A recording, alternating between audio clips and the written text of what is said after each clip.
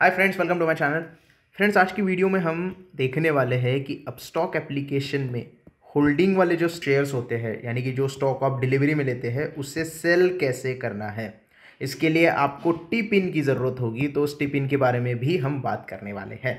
लेकिन सबसे पहले अगर चैनल पर नए हो तो जल्दी से चैनल को सब्सक्राइब कर दो। तो जैसे कि होल्डिंग के शेयर बेचने के लिए आपको सबसे पहले जाना होता है पोर्टफोलियो में। अब पोर्टफोलियो में आप देखोगे तो यहाँ पे होल्डिंग्स में दो प्रकार के स्टॉक मेरे पास अवेलेबल है। एक है बैंक बीज, पीएसयू बैंक बीज, यानी कि एक ईटीएफ है जिसको मैं नहीं बेचने वाला अभी, और येस बैंक के शेयर है। तो दोनों शेयर यहाँ पे पेंडिंग दिखा रहे हैं। अब ये पेंडिंग क्यों दिखा रहे हैं? क्योंकि फ्राइडे को मैंने इसको बाय किया था, आज है मंडे जैसे कि आप यहाँ पे देख रहे हैं। तो T+1 डे, आपको T+1 इतने दिन लगते हैं आपके पूरी प्रोसेस कंप्लीट होने में। लेकिन T+1 पेंडिंग होने के बावजूद भी हम डिलीवरी के शेयर्स जो है वो बेच सकते हैं।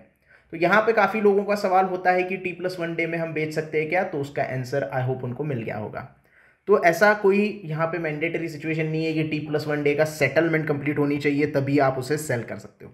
T+1 पेंडिंग दिखा दे रहा है, फिर भी आप बेच सकते हो अगर आपको प्रॉफिट हो रहा है। मुझे आपको प्रोसेस कंप्लीट करके दिखानी है, इसकी वजह से मैं प्रॉफिट और लॉस के यहाँ पे नहीं देख रहा हूँ।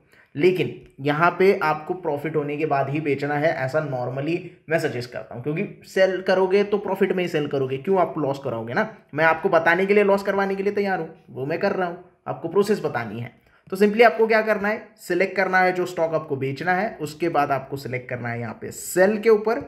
सेल के ऊपर सिलेक्ट करने पे आपको यहाँ पे एक्सचेंज सिलेक्ट करना है। एनईसी सिलेक्ट कर सकते हो, बीईसी सिलेक्ट कर सकते हो, कोई दिक्कत नहीं। नॉर्मली एनईसी सिलेक्ट करना, क्योंकि वोलेटिलिटी काफ़ी अच्छी होती है और प्राइस काफ़ी अच्छा मिल जाता है। वहाँ पे थोड़ा सा डिफरेंस होता है बीएसई एनईसी पे।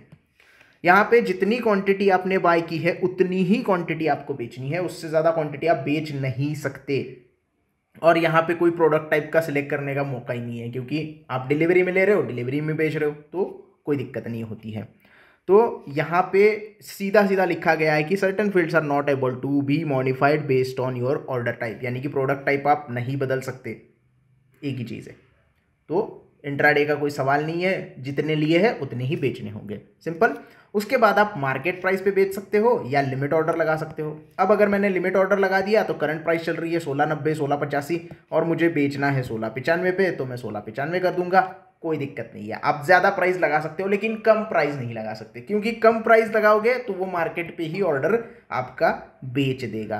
तो मैं यहाँ पे मार्केट सिलेक्ट करूँगा। उसके बाद आपको एस्टिमेटेड चार्जेस अगर देखने हैं तो चार्जेस आप यहाँ पे देख सकते हैं। एस्टिमेटेड चार्जेस यहाँ पे लग रहे हैं 0.01। अब ये एस्टिमेटेड चार्जेस है। मेरी ब्रोकरेज की वीडियो डिस्क्रिप्शन में अवेलेबल है, अपस्टॉक के ब्रोकरेज की वीडियो, वो अगर आप देखोगे तो आपको पता चलेगा कि डिलीवरी ट्रेडिंग के लिए भी 40 रुपये का ब्रोकरेज लगता है। तो ये बात ध्यान में होनी चाहिए। तो यहाँ पे मुझे पता है कि ब्रोकरेज लगेगा और मुझे नुकसान होगा, फिर भी मुझे आपको सारी चीज़ें दिखानी है, इसकी वजह से मैं कर रहा हूँ। तो सबमिट ऑर्डर करने के बाद आपको यहाँ पे अवेटिंग स्टेटस आएगा और CDSL का यहाँ पे आपको टी पिन एंटर करना पड़ेगा। यहाँ पे आप देख सकते हो। अब जब भी आप कोई डिलीवरी के शेयर्स बेचते हो तो आपको दिन में एक बार या शुरुआत में या पहली बार जो स्टॉक आप डिलीवरी का बेच रहे हो उस वक्त आपको ऑथोराइजेशन करना बहुत ज़रूरी होता है। ये टी पिन एंटर करके, पासवर्ड एंटर करके आपको करना होता है। अगर आपके पास टी पिन है तो आप डायरेक्टली जा सकते हो। अगर मान लो आपके पास टी पिन है ही नहीं, भूल गए हो आप, या फिर जनरेट ही नहीं किया, तो यहाँ से डायरेक्टली जनरेट कर सकते हो। जैसे ही मैं जनरेट न्यू पिन करूंगा, मेरे मोबाइल के ऊपर डायरेक्टली टी पिन आ जाएगा, वो टी पिन मैं यहाँ पे एंटर कर सकता हूँ। सो सिंपल प्रोसेस है टी पिन की। और अगर आपका POA जो है वो अपस्टॉक के पास सबमिट है तो आपको टी पिन की भी ज़रूरत नहीं पड़ेगी। POA सबमिट करना अकाउंट ओपनिंग के बाद भी कर सकते हो और अकाउंट ओपन करते वक्त भी कर सकते हो। तो वो आपकी चॉइस है कि आपको POA सबमिट करना है या नहीं करना है। ज़्यादातर लोग POA सबमिट नहीं करते, वो टी पिन पसंद करते हैं, क्योंकि सेफ्टी होती है। यानी कि POA सबमिट कर दिया तो आपके शेयर्स आपका ब्रोकर भी बेच सकता है। ऐसा तो होता नहीं है मोस्टली, लेकिन एक सेफ्टी चाहिए तो आप टी पिन के साथ ही जा सकते हो। तो हमारे यहाँ पे क्या करेंगे, हम न्यू टी पिन जनरेट करेंगे तो मेरे मोबाइल पे मैसेज यहाँ पे आ जाएगा। तो मोबाइल पे मैसेज आने के बाद आप टी पिन यहाँ पे एंटर कर सकते हो। कंटिन्यू टू CDL, यहाँ पे आपको टी पिन एंटर करना होता है। तो दोस्तों यहाँ पे मैंने टी पिन एंटर कर दिया है और एक ही टी पिन आप रोज़ इस्तेमाल कर सकते हो। आपको हर रोज़ टी पिन जनरेट करने की ज़रूरत नहीं है। सेम टी पिन के साथ आप कल भी बेच सकते हो, 2 साल बाद भी बेच सकते हो, सिर्फ एक ही मैंडेटरी चीज़ है कि आपको वो टिपिन याद रखना पड़ेगा या फिर कहीं लिख के रखना पड़ेगा। अगर नहीं लिखा, भूल गए, तो नया जनरेट कर सकते हो, कोई लोड नहीं है। उसके बाद वेरीफाई के ऊपर क्लिक करना है। वेरीफाई के ऊपर क्लिक करने के बाद आपके ईमेल के ऊपर और आपके मोबाइल के ऊपर एक ओटीपी आएगा, वो ओटीपी आपको एंटर करके वेरीफाई करना है। अब वेरीफाई करने से पहले आपको यहाँ पे ट्रांजैक्शन डिटेल्स दिखाई देते हैं कि आपका डीपीआईडी कौन सा है, आपका बीओआईडी क्या है और आपके पास कौन कौन से शेयर्स यहाँ पे है, जिसका पूरा ऑथोराइजेशन हो जाएगा। दिन में एक बार ये ऑथोराइजेशन हो गया तो उसके बाद आपके पास डिलीवरी में और भी शेयर्स होंगे, तो उसके बाद आपको टिपिन डालने की जरूरत नहीं है। दिन में एक बार ऑथोराइजेशन करना मैंडेटरी है। अब यहाँ पे हम ओटीपी एंटर करते हैं। ओटीपी हमने यहाँ पे एंटर कर दिया है। वेरीफाई के ऊपर क्लिक करेंगे। वेरीफाई पे ऊपर क्लिक करने के बाद आपको ट्रांजैक्शन अप्रूव आ जाएगा।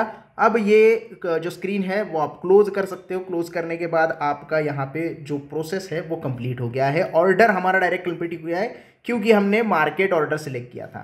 अब आपने अगर यहाँ पे लिमिट ऑर्डर सिलेक्ट किया होता तो ये पेंडिंग में चला जाता और आपका ऑर्डर आने के बाद एग्जीक्यूट होता।